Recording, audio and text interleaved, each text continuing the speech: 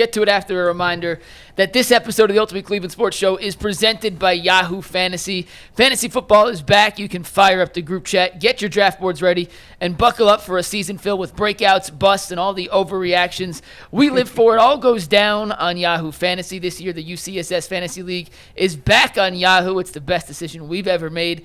To celebrate 28 years of fantasy greatness, Yahoo Fantasy is dropping 28 big new features over 28 days, giving you more ways to play, more ways to draft, and more ways to win it all. It all begins on August 4th. Stay tuned and get started by creating or joining a Yahoo Fantasy League at yahoofantasyfootball.com/LockedOnNFL. That is yahoofantasy.com/LockedOnNFL. And let's make this fantasy season the best one yet. Guys, the most athletic panel in the history of UCSS is about to get even more athletic because we got the big homie Shawn King joining the show. We had too many defensive players on the panel, so let's bring in our resident quarterback to talk a little Shedeur, Gabriel, and Browns quarterback battle. Shawn, how you been, man? Long time no see. Hey, I'm good, man. Glad to be back. Do you just find the most random spots to start your Zoom calls in your house? So I'm renting and I'm in the process of buying a home, so I haven't set up my office like I will. I'm just busting your chops, man, because sometimes you're in the garage. No. Today you look like you're like in front of your front door. Hey, you set up like a TV tray in front of your front door? Hey, man, when you got 5, 10, 12, and 15 in the house, you're just trying to find anywhere, bro. Sure. So we all, obviously you've had time to look at the Shedeur. Is he better than Jameis Winston right now? One game. Oh man, coming out the gates. I'm gonna just throw the grenade right now. Don't bite into that, man. So I know a lot like Shedeur. You guys live in a bubble, so you think nothing exists. But what's going on in Cleveland? Jameis did hit that crossbar the other day and didn't tell everybody to come to Bible study. And if you watch the game, he had a nice couple drives. By the way, Jackson Dart looked exceptional. Cam Ward looked good. So Shedeur's not the only young quarterback that played well. Well, I threw it out. To answer your question, no, he's not better than Jameis currently. See, this is how the slander already starts. Like, listen, you the empty. Now, listen, I just want to get the by the way, I do think the evaluation. You are correct. Jackson Dart looked good. Tyler Shook was shaky, threw a pick six, but I thought after he settled down a little, he rebounded. Tanner McKee in Philly had a really good game. Stetson Bennett played really well. Cam Ward did some good things and limited. So it's a lot of young quarterbacks I thought that had very impressive initial outings. I did not see Milroe yet, but I will watch that some point this week.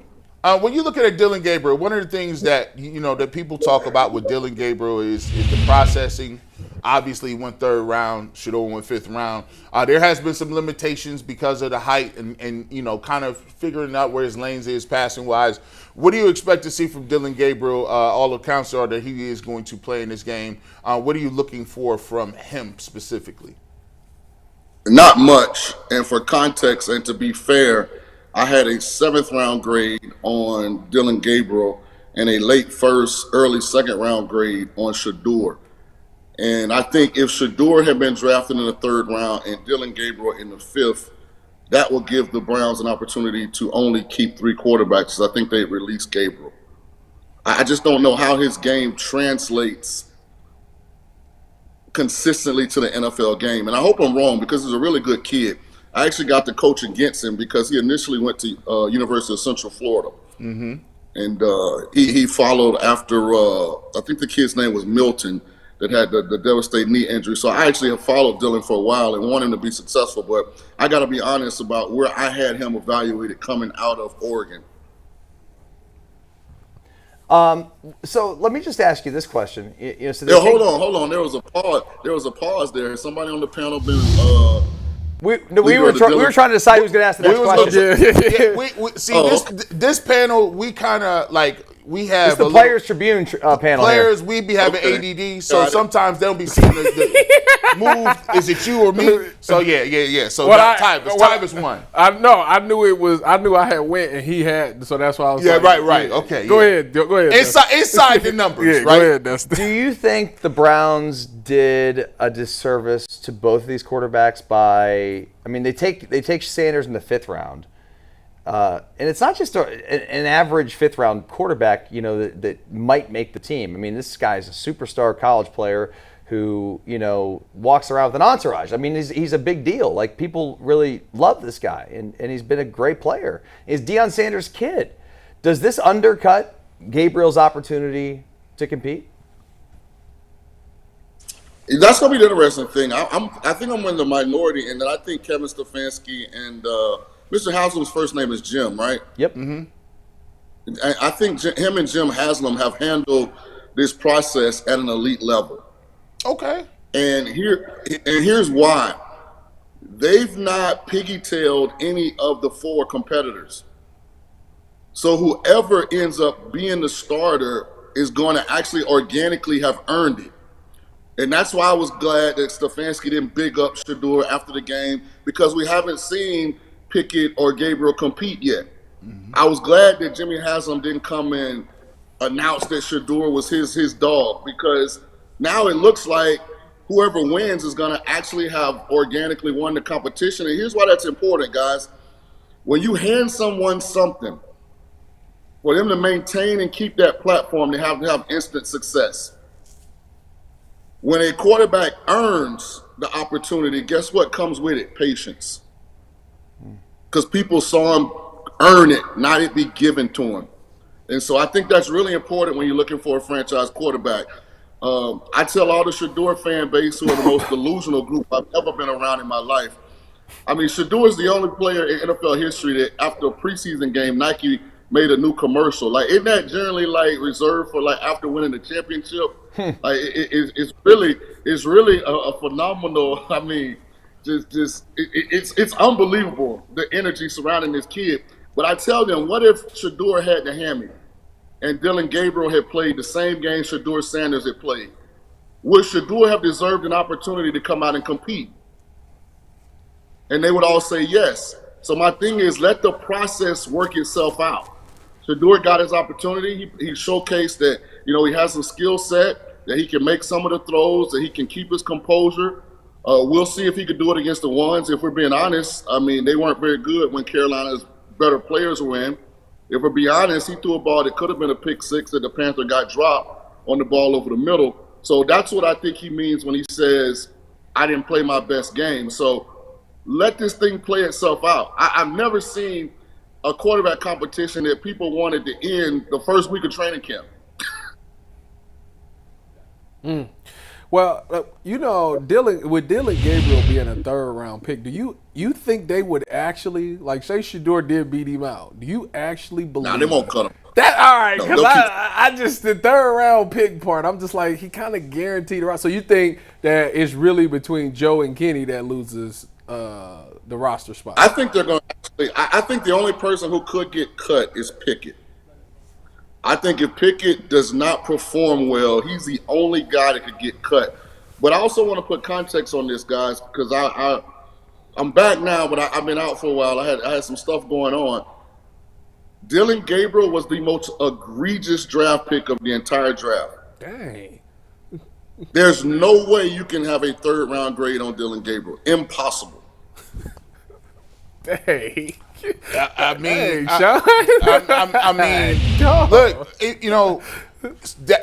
wait a minute. You do know he was like fifth in the Heisman, right? Okay. I want to throw that out there. It was a point in time where he was like the most accurate quarterback in college last year. So here's the hard thing, and it's why so many teams get this wrong. There are very few people walking this planet who can effectively evaluate this position. I happen to be one of them. And college production doesn't always translate, in my opinion, to NFL potential. Because so much of the production in college is system-based. And he's always been in that Art Browse type of system. He ran it at UCF with, oh my God, what's the quarterback that just went back to UCF after getting fired in Nebraska? Scott Frost. Scott Frost, he went to Oklahoma. They run that Art Browse system. He went to Oregon. They run that system. That system is basically screens and fake screen deep balls. Very, very, very little. I know it because I coached in it with the guys my last 2 years in South Florida. very little of that system is in breaking, timing routes, is full field reads, is progression. It's kind of, we pick one side of the field, either the ball goes here or here. And then he's undersized. He's a maybe average athlete. He's not a kid that's really going to beat you with his legs. I'm not saying he's a strict pocket passer, but he's not a kid that's going to beat you with your legs. I'll tell you this. Go rewatch Oregon, Ohio State, and then tell me what you think of Dillon Gabriel. Which when time? He played against the second one? The Rose Bowl? Yes, in the Rose Bowl. Yeah, they got. I mean, well, that's different. I mean, that's Ohio State. So. Okay, well, if he can't do that against Ohio State, then Ohio State would be the lowest rated NFL team of the 32. Well, did he play well the first time? He did. He did. He did okay. But it was a lot of defensive breakdowns too. A lot of confusion on defense. Now, Shaun, listen, I'm not hating on Dillon Gabriel. What I'm saying is I haven't been on the show for a while, so none of these opinions that I had have been publicly put out on the show. So you know what I say, Bush, the truth doesn't have what? Feelings. Emotions, right? The truth don't have emotions. I hope Dillon proves me wrong. I just want you guys to know, since we're back now, what my evaluation of Gabriel was going into the draft. And I agree with you. I think sometimes there's a vocal group of people that's in I don't know what they call them, the Shedeurians. I don't know if that's a thing. I think a lot of people rock with him just because, just on a different level of football, right? If you're a football person, you'd be like, man, y'all cats love this dude. They follow him their entire life. But I will say this: a lot of their fan base is like this. Nah, we want you to earn it. I want to see Dillon. I ain't trying to. No. Come on, Dillon. Come on, Kenny Pickett. I want to see it because what I want is realistically, if I'm Kenny Pickett and I'm Dillon Gabriel, Shedeur got his opportunity to show what he can do. I want to see them get in there because I want to see the pressure. I want to see what the stuff we did in practice translate. So for me, I'm all about the competition level. Bring them on in and let them play. And here's why this is really important, and I'm glad you brought that up. This organization has had talented quarterbacks that haven't had true leadership. When they had Baker Mayfield, he was too young. Baker was a whole different person than he is now in Tampa. Deshaun Watson, that never was going to happen based on where he was coming, from situation-wise. So now, having gone through this actual regime, because Stefanski was there for part of Baker, right? Yes. So nobody's more sensitive to not just who wins this competition, but that the locker room has full respect for who wins this competition than Kevin Stefanski. Because he's seen what his team looks like when the quarterback is talented, but the locker room don't fully respect or follow the guy that's under center. And I will say this last thing about Shedeur. Cut the BS out, man. Just play football. He got a chance to be such a good player. It's like it doesn't even seem like organic and real when he does it either. Like he'll run for an 8-yard and then he gets up. And what is the wrist thing? Is that I like that. I like that. We gotta have that. We got to have that. We gotta have it. Under no circumstances. Get you a Richard Millie. Under no circumstances the wrist goes nowhere. Now he might have to run because you're a coach. You're a coach. You don't like, as a former player, you don't like a player that got some stuff to him? Like you don't like that? I don't like my quarterback to seem as though he spends as much time on other stuff than he does on football. Like, people like Shedeur because they think of him as a celebrity. It'd be fun to hang around him. Like, we could go to Dion's Ranch. It looks like this got his own gas station. I mean, we can drive in the nice cars. But when you announce a self-proclaimed campaign and call yourself legendary, and then you add the antics in, it makes it so much more difficult to actually attain success. I don't disagree. He's good enough just to go play football. And after the first year of earning the starting job and putting 10 out of 17, good games on film, then do some of the extra stuff.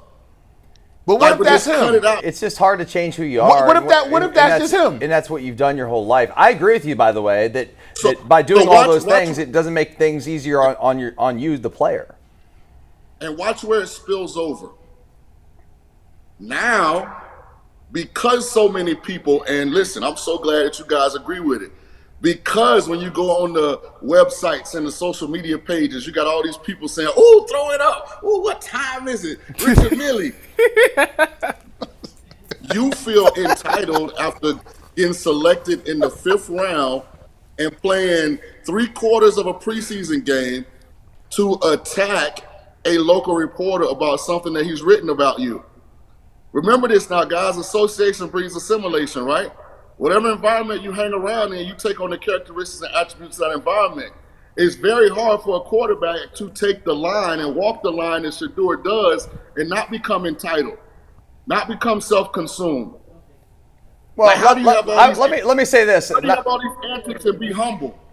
I mean, can I say one thing? I mean, I don't want to like sit here and be a Shedeur defender, but like the kid has said everything right, man, since he's been here. Like his press conferences have been off the charts, and honestly, the context to the Tony Grossi thing is there's more. Like he was more playful than it was an attack. Far from an attack. I mean, it was a little bit of a because it got caught on film. AD, yeah, AD. If you got a fat girlfriend, you go to a comedy show. And the comedian say, "Boy, I can't believe you came here with that orca whale." He's joking, but there's truth in his joke. Yeah, I don't love that comparison. Well, but first of all, he said that about my girl. He got to see me right then and there. We ain't gonna do that. Hey, it depends on which comic. Hey, you know what? I'm gonna be like Will Smith. I'm gonna pull a Will Smith. But Shaun, you know this was a former player. Like you played quarterback, and you played in some big cities. And you probably had a relationship with those beat reporters on a local level, and I think has a relationship with Grossi and Mary Kay and Zach and whoever covers the team, and I just think it was more like a tongue-in-cheek, playful type of thing, as opposed to you got a fat girlfriend. Yeah, he laughed it off, and shout out listen, I like all the big beautiful women out there. If you BBW, I love y'all. BBW. So Again, love don't have a shape, size, or a color. This is See, this is the reason why. If you got four players, like you see how this done trickled down. I'm like, listen, this is not a Jason Lloyd and Jay Crawford conversation, but I'm still gonna have it. Shaun, let me ask you about Kenneth Pickett. What is it like? What do you need to see out of him for him to make this roster? I don't know if he can. I mean, obviously he's in the competition for quarterback 1 right now. He's dealing with the hamstring thing. Hopefully he's back. Like he'll probably have one game against the Rams, maybe to go out there and prove himself. What is it that you would need to see out of that game to be like, all right, this guy could and should be quarterback 1 for the Browns? You know, this is an interesting one because we've seen some guys that have failed Sam Darnold. We've seen some guys that have failed Trey Lance to a lesser degree because it's in the preseason. Change locations and sort of back up where they were initially selected. Like Sam Darnold was going to be the backup last year in Minnesota, but J.J. McCarthy got hurt, and he stepped in and played his way into a multi-million-dollar deal in another starting position in Seattle. Trey Lance failed miserably in San Francisco, didn't work out in Dallas. I mean, it looked like getting with Jim Harbaugh has helped him, right? He looked tremendous in the Hall of Fame game.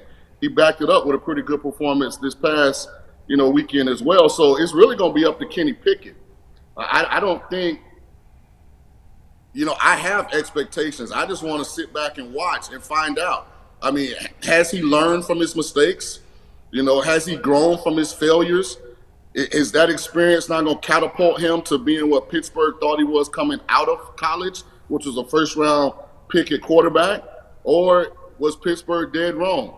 And he just kind of is what he is, a guy that played in college for 10 years and had one great year because COVID allowed him to stay in the college till he was like 24. This is what. Thank you. But let me. I'm gonna give you this, and I'm gonna follow this up with this, man, because I've been hearing. This is wild to me. This is crazy because People been telling me every time I bring up, I'm like, all right, well, you tell me what game you saw, what throw you saw that made Kenny Pickett that dude, and I'll go back and watch it, and maybe I'm look at the game differently. But every time I ask them what the reason is, they pivot and say Matt Canada. Now, I know coordinators can be bad. I've had my fair share. I didn't like Joe Woods. I didn't like a lot of stuff. Look, but it's the Pittsburgh Steelers. Every analyst tells us Pittsburgh, the model of consistency. Mike Tomlin goes to the playoffs with a quarterback every year. But yet in this one case, the Pittsburgh Steelers, who they had a homegrown guy, they just screwed him over and he got a raw deal. Now, I guess you might not see eye to eye with a lot of people, but on a skill set, on a practice, just playing football, maybe I just don't see it. What do you see? What did you assess? Let me expound on a whole lot of what you just said. Mike Tomlin, one of the top 3 best head football coaches in all of the world. He's also, out of the NFL quarterback evaluators, one of the bottom 3. He sucks at it. He's just, to be honest. Mason Rudolph, Mitchell Trubisky, Kenny Pickett, like everything he's attempted to evaluate properly since Ben Roethlisberger left the building has been a failure. Kenny Pickett was overdrafted because of the emotion tied to the year he had at Pittsburgh, being from the Panthers, the Steelers needing a quarterback, him looking good in shorts. But if you go back and dig into Kenny Pickett's college career, he was an undraftable player after his eligibility should have been up. His first 4 years in Pittsburgh, he was terrible. But he got a 5th year, not terrible, but he was average. He got a 5th year because of COVID, and then that's when Jordan Addison popped on the screen. And him and Jordan Addison just made magic that year, and they had a really, really spectacular year. Then Addison, left and went to SC. He's now with the Vikings. But Pickett was overdrafted. And the reason that worked against him because he started believing his own press clippings after that year. And he was like, okay, I'm the guy. I'm the next Ben Roethlisberger. And he wasn't ready, prepared for the amount of consistency needed to become the quarterback in a place like Pittsburgh. Because, here's the thing that, and I like to kind of make macro opinions on the show. It's not hard to showcase talent at quarterback, guys. Every quarterback in the league can go out there for a quarter or a half, or some of them even 2 games, and completely fool you. The thing that's almost impossible, except for a few guys, is to go out and play winning football consistently. And the only way you learn that is over time. That's the hard part about playing this position. And it's why I wouldn't be upset if I was Shedeur if I didn't start from day one. Think about the Patriots and Drake May last year. Drake May is more talented than Jacoby Brissett, right? But the Patriots said, we're not going to just throw him out there day one because we want him to see what it's like to fail, to succeed, what it's like to prepare in week 3 as opposed to week 4. What kind of schedule do I need to create so that my body's at its peak on Sunday and my mind is at its peak on Sunday? How do I handle the locker room after a loss? How do I handle the locker room after a win? How do I deal with the media when I disagree, when I agree? It's a whole lot of things that go into this position that's about more than talent.